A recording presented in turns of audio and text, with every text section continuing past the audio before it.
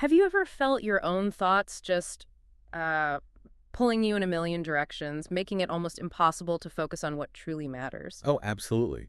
It's that, familiar internal chatter. Sometimes it feels like a roar that seems to have a mind of its own. Like trying to herd cats in your head, maybe. Exactly. Or wrangle a particularly hyper squirrel, constantly darting about. And that's exactly what we're tackling in this deep dive. We're exploring the very nature of the mind, its challenges, and maybe most importantly, some really potent ancient wisdom on how to master it. Right.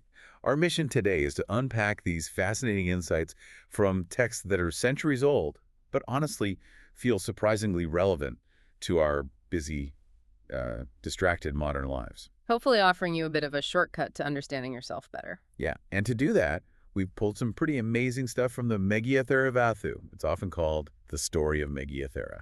A great story. It illustrates these teachings beautifully. It really does. So let's unpack this. Where does the story kick off? Okay, so the scene is Cālika Mountain. The Buddha is residing there, and he's with one of his disciples, a monk named Venerable Meghiya. Right, Meghiya. And he's got this urge, yeah. He wants some quiet time to meditate. He does. He spots this really lovely mango grove nearby the Ambhavana and thinks, perfect, that's the place. Looks ideal for some deep practice. But there's a catch, isn't there? The Buddha actually asks him to hang on. Yeah, he does. The Buddha says something like, wait, Meghiya, I am alone until another monk is seen. Maybe just wanting some company. Or perhaps it's a subtle teaching moment right there. But Meghiya is pretty set on his idea. He is. Driven by that impulse, really. He decides to go anyway, heads off to the grove to meditate by himself. Okay, so he gets to his perfect spot. How does it go? Well, not great, actually. Once he gets there, he finds himself completely unable to concentrate. Just can't settle. Why not? What was going on? The sources say he was just overwhelmed by these three vitakas, which are basically, these powerful, distracting thoughts or reasonings that just kept hijacking his attention. Ah, that sounds familiar. That internal rebellion when your mind just refuses to cooperate, even when you really want it to. Exactly. Meghiya's struggle being swamped by these vitakas, it shows how, even with the best intentions, the mind's natural tendency to drift can just completely derail our focus. It's not like a personal failing, it's just how minds can be. Precisely. It's a fundamental challenge. Oh. So Meghiya eventually goes back to the Buddha. And how does that conversation go? Well, the Buddha gently, but quite firmly, tells him he's done something very grave. The Pāli is Ativariyate Meghiyakkattai. Grave? That sounds serious. Was it about leaving?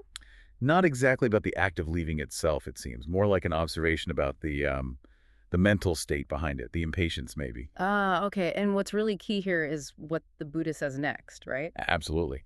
He uses Meghiya's experience as a launching pad for this foundational teaching about the mind. He tells Meghiya a monk should never be under the mind's control. The phrase is sitavasikina. You shouldn't be ruled by your mind. Exactly. And then he explains why. He says the mind is light and fast, laka. It darts around. And crucially, it must be brought under one's own control. That's atanoves vatitu vajati. Wow. So it's acknowledging its nature, quick, flighty, but also saying you can and must manage this. Precisely. It's not inherently bad that it's fast, but its nature means it needs direction. It's like it defaults to following impulses if left unchecked. This really sets the stage for the deeper dive into the mind. It really does. And to really drive this point home, the Buddha then offers two pretty profound verses. Let's really dig into the first one. It describes the mind's untamed qualities so vividly. Okay, yeah. The first verse goes, Fandanekapala, chataiti durachanduni varaya uju koroti medavi usukarovati chane. Okay, let's break that down. Fanane, what's that capture? So Fundana, that's the mind fluttering or wavering. The commentary explains it as the mind sort of bouncing between all the different sense objects. Like sight, sound, smells, thoughts, all that stuff. Exactly. Rupadisu oramansu vifandamana, as the text says. It's just never still, constantly restless, flickering from one thing to another. And that ties into the next word, kapala. Yeah, kapala means fickle or unstable. And the commentary gives such a great relatable analogy here. Oh, yeah. What is it? It's like a restless village boy who just can't stay in one posture. Huh. I can picture that. Always fidgeting. Right. So it's about the mind's inability to just settle on one thing E kasmia araman asantanto kambala. It's constantly shifting, jumping around. Okay. And then satai itself, we usually translate it as mind. Right, but it refers more broadly to consciousness or vinya. It's called sita, the text says, because of its incredibly varied actions and functions across all these different levels, different planes, bases, objects. Bhumi vatu eman kirya de vichitataya. It's a really dynamic, complex thing. Got it. So fluttering, fickle. Yeah. What's next? Durakha. Dudakam meaning difficult to guard. And the analogy here is just fantastic. Oh, wow. It's likened to a bull that keeps going to eat grain in a crowded field. You know, kia somebody, kihakagago. Okay, I see. So it's like the grain is everywhere, tempting, and the bull just wants to wander off and eat the easy stuff, even if it shouldn't. Precisely. Yeah. So it's inherently hard to stop the mind from wandering off towards, let's say, unsuitable objects or distractions. It gravitates towards them. Which leads naturally to the last descriptor in that part, dunivaraya. Exactly. Difficult to restrain. It's hard to prevent the mind from heading towards those unsuitable objects. Visabhagramata gachanti payasetetu, basically, because it's so hard to guard in the first place. The two qualities are linked. You know, it's incredible how these ancient descriptions just resonate so strongly today. Our struggles with focus, with digital distraction, with just mental discipline. It feels like they were looking right at us. It really does cut through time, doesn't it? Yeah. We're still grappling with the same fundamental challenge. So, okay, if the mind is this fluttering, fickle, hard to guard, hard to restrain thing, what hope do we have? How do we actually work with it? Well, that's where the wisdom really shifts gears. From diagnosis, you could say, to the practical path forward. Which is in the second part of that verse. Exactly. The wise person straightens it like a fletcher straightens an arrow shaft. Uju karoti madave, usukurova tejana. A fletcher. An arrow maker. Okay, that's an interesting image. It suggests it's a craft, a skill. Precisely. Right. It's not about brute force. It's about skilled, precise craftsmanship. Mental mastery isn't just some vague idea. It's presented here as a learnable, almost technical skill. And the sources actually describe the Fletcher's process in detail, right? Usokoro. They do. It's amazing. So picture this. First, the flesher goes into the forest, gets a piece of wood. Simple enough. Okay. Then he peels off all the bark, making it skinless, nitakakatva, getting down to the core wood. Right. Next, he applies oil, kanyetalena makitva. This probably softens it, makes it workable. Okay, preparing it. Then, and this is crucial, he heats it carefully over embers, agarakapale tapetva, making it pliable, ready to be reshaped. Gently heating it. Yeah. And then comes the actual straightening. He presses it, works it, maybe against a V-shaped branch or his straightening block, methodically working out the kinks. Exactly. Through this careful process, he makes it perfectly straight. No bends, no wobbles, nivokaudu. So straight, the text says, it's suitable even for piercing a single hair. Valavijana yoga karoti. That's how precise it is. Wow. That's incredible precision. And then finally, the Fletcher shows off his perfectly straight arrow to kings and ministers and gets great honor for his skill. Okay, so that's the Fletcher. How does this apply to the mind? Who is the wise person applying this? Right. So the metadi petovinyupuriso, the wise, intelligent, discerning person, applies this exact kind of deliberate process to their own fluttering, fickle mind.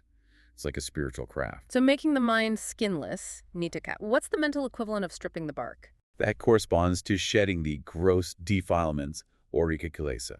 Things like strong greed, anger, delusion. Practices like asceticism, maybe simplifying one's life, like dwelling in the forest, help strip away that rough outer layer. Getting rid of the obvious mental junk, the noise. Yeah, then moistening the mind with oil that's soaking it with sadhas and mahina, which is the oil of faith or confidence. Faith. Interesting. Why faith? Well, it provides this foundational quality of trust and conviction in the process, in the path, which you need for the hard work ahead. It makes the mind receptive. Okay. And the heating part, heating it over embers. That's applying effort, kekatetas gaviriana, both physical and mental effort, energy, persistence. This isn't passive. It's the active work that makes the mind pliable, ready for transformation. You have to apply energy to make it changeable. Exactly. And then finally, the straightening itself, using the branches that's working the mind on the samatha vipassanak. These are the branches of tranquility meditation, samatha, and insight meditation, vipassana. Ah, the core meditation practices. Right. Through these practices, the wise person makes the mind straight, uncrooked and non-attached. Uju akulen nibisirada. Free from the bends of defilement, clear and not clinging. And the ultimate result of all this mental craftsmanship. Well, the text says this meticulous process leads to contemplating formations, understanding the nature of reality, sakar samasitva. It allows one to break through the great mass of ignorance, Shattering fundamental confusion. nice, and ultimately achieving profound states like the threefold knowledge, 6 supernormal powers, and 9 supermundane states. Basically, reaching states of deep realization and liberation, becoming supremely worthy of offerings. So the takeaway here isn't just that the mind is wild, but that there's a very specific, skillful, step-by-step method to train it. It emphasizes our own agency. Absolutely. It highlights your inherent ability, your capacity to shape your own mental landscape, just like that skilled Fletcher shapes the arrow. It's an active, deliberate process you can undertake. But let's be real, it sounds difficult. Is it always smooth sailing once you start this process? Good point. No, not at all. And the Buddha himself acknowledges that struggle, that initial difficulty. This brings us perfectly to the second verse he spoke. Okay, what does the second verse say? It illustrates the challenge quite vividly. Varishovatil kito kamukatapato parifandatite chitta maradeya pataviti. Right. Let's unpack that one too. Vario. Vario means born in water. It's a fish. Machovia. The image is of a fish that's been forcefully taken from its home, its water abode, okamokatabato, which means both water and abode, and thrown onto dry land. Oh, wow. Yeah, you can picture that immediately. What does the fish do? It just flutters desperately, right? Thrashing about, gasping, totally out of its element, struggling to survive. It's a really poignant image of distress. Definitely. So how does this relate to the mind? Well, the parallel is drawn directly. Our mind, it's usually accustomed to the abode of the 5 sense pleasures. That's its familiar water. Material sights, sounds, smells, tastes, touch, the usual comforts and distractions. Exactly. So when the mind is drawn out of that familiar comfort zone, out of those sense pleasures, and kind of thrown into the practice of insight meditation, vipassanakamati. Which is aimed at abandoning maradhaya. What's that exactly? Maradhaya refers to the realm of Mara, basically. The cycle of existence driven by defilements, suffering, attachments. So when the mind is put into this practice to abandon that cycle, It reacts like the fish. yes, it flutters parafandati, it gets agitated by the mental and physical effort involved. It finds it difficult, uncomfortable, and it cannot settle there. Tadasanatuna sakoti. That perfectly describes that initial resistance, doesn't it? When you try to sit quietly or change a deep habit and your mind just freaks out a bit. It really does capture that initial discomfort and restlessness. But here's the crucial part of the teaching within that verse. Even amidst this struggle, this fluttering, the wise person, Medavi Pugalo, without abandoning their resolve, their anikabhidva, keeps going. They continue the work of making the mind straight and workable, like the Fletcher. So it acknowledges the difficulty, the fish out of water feeling, but says, persist anyway. Don't give up just because it's uncomfortable at first. Exactly. It's both an acknowledgement of the struggle and a strong call to perseverance. Keep applying the Fletcher skill, even when the wood seems to be resisting. Is there any other way to interpret that verse? There's a brief mention of an alternative perspective, that the mind, because it's still afflicted by maradheya, the defilements, the cycle, flutters like the fish. And therefore, maradheya must be abandoned to stop the fluttering. It kind of reinforces the why behind the practice. Got it. Either way, the message is about facing that initial difficulty. Yes. And what this analogy offers us, as listeners grappling with our own minds, is this sense of empathy and encouragement. It says, look, this path isn't always easy. Feeling like a fish out of water is normal. It's expected. It normalizes the struggle, which is actually really helpful. It really is. It tells you that discomfort is part of the process, not a sign you're doing it wrong. So after hearing all this, the nature of the mind, the Fletcher's craft, the fish's struggle, what was the outcome for Meghiya himself? Did this teaching land? Oh, it absolutely landed. The sources tell us that right at the end of the Buddha reciting these verses, Venerable Meghiya was established in the fruit of stream entry. So the parifale patihita. Stream entry, that's a huge deal, isn't it? A major breakthrough on the path. It is. It marks a fundamental shift in understanding, the first irreversible step towards full liberation. So yes, a profound transformation occurred for him right then and there. Wow. And was it just him? No. That's also quite significant. The texts state that many others who were presumably listening also attained stream entry and so on. Sotāpatti. So this wisdom wasn't just a personal fix for Meghiya, it had a ripple effect. Exactly. It demonstrates the universal power and applicability of understanding the mind's nature and applying these principles of training. It leads to real, tangible results. Real transformation, real freedom. It's not just theory, it works. That's the core message. It's the lived aha moment demonstrated right there. So just to recap then, we've taken a pretty deep dive into some ancient wisdom today. We explored how the mind's described, wavering, fickle, difficult to guard, difficult to restrain. And then we looked at that methodical, precise process the wise person uses to straighten it out, drawing on that incredible Fletcher analogy. Right, the arrow maker. Yeah. And we also acknowledged that initial struggle, that feeling of being a fish out of water when we try to pull the mind away from its usual habits and comforts. But ultimately, this whole journey, this understanding and practice, leads towards profound insight, clarity, and, well, freedom. And why does this matter to you, listening now? Well, these teachings, though centuries old, they offer such a timeless, practical roadmap. For anyone seeking more mental clarity, better focus, maybe just some inner peace in a world that's constantly screaming for your attention.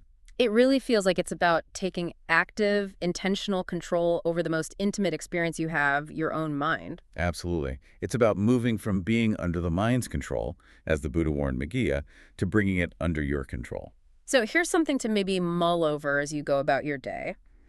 Consider how much of our daily stress, our distraction, maybe even our anxiety, comes from an unmastered mind just doing its fluttering, fickle thing. Yeah. And if, as these ancient texts suggest, the path to profound inner peace really starts with understanding and then diligently training this internal landscape. Like the Fletcher with the arrow. Exactly. What small, deliberate step could you take today, even just a tiny one, to begin straightening your own arrow shaft?